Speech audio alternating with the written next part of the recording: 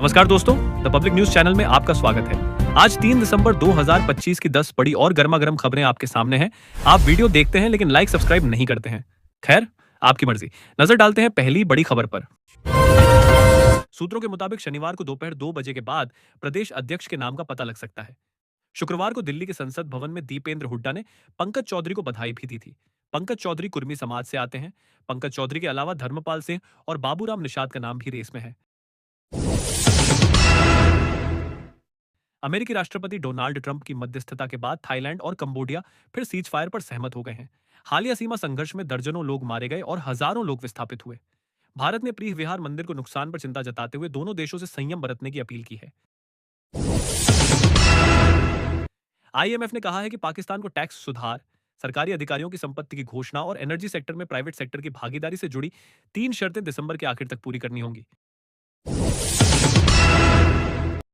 मनरेगा में बड़े बदलाव की तैयारी। 100 से बढ़कर 125 दिनों का गारंटी। नाम भी बदलेगा। यह बदलाव ऐसे समय में सामने आया है जब सरकार ने 1 अप्रैल 2026 से प्रभावी होने वाले 16वें वित्त आयोग के पुरस्कारों में योजना को जारी रखने के लिए पहले ही अनुमोदन प्रक्रिया शुरू कर दी है। दिल्ली एनसीआर में ठंड बढ़ने के साथ ही आज कई इलाकों में घने कोहरे और धुंध की मोटी परत छाई हुई है। इससे एक तरफ जहां विजिबिलिटी कम हो गई है, वहीं हवा की क्वालिटी पर भी काफी असर पड़ा है। दिल्ली के कई इलाकों में शनिवार को एक्यूआई फिर से बढ़कर 400 के पार पहुंच गया है।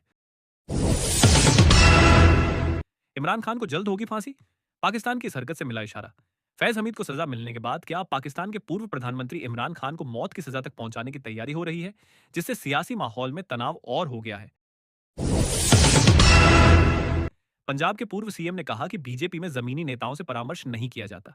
हालांकि उन्होंने पीएम मोदी की तारीफ की और कहा कि पंजाब के लिए उनका विशेष स्नेह है टोक्यो। जापान में आज सुबह फिर तेज झटके महसूस किए गए। समुद्र में आया 6.7 मैग्नीट्यूड का भूकंप इतना जोरदार था कि तटीय इलाकों से लेकर दूर बसे शहरों तक धरती हिल गई। भारतीय समय के मुताबिक यह भूकंप सुबह 8:14 आया। इसकी गहराई 10.7 किलोमीटर थी, जो इसे खतरनाक बनाती है। भूकंप तट के करीब आया और झटकों की तीव्रता देखकर कई जगह लोग घरों से बाहर भागते दिखे। दुकानों और दफ्तरों में अलार्म बजा दिए गए।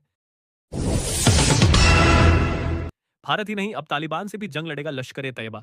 अफगानिस्तान के खिलाफ जमकर जहर उगला लश्कर-ए-तैयबा के वरिष्ठ नेता कारी याकूब शेख ने पाकिस्तानी सेना और जनरल असीम मुनीर का खुलेआम समर्थन किया है। उन्होंने अफगान तालिबान को चेतावनी दी है कि उनकी जमीन से पाकिस्तान 2023 तक नहीं हट पाएगा, पर हमले न हो, अन्यथा लश्कर पाकिस्तानी सेना के साथ मिलकर जंग लड़ेगा।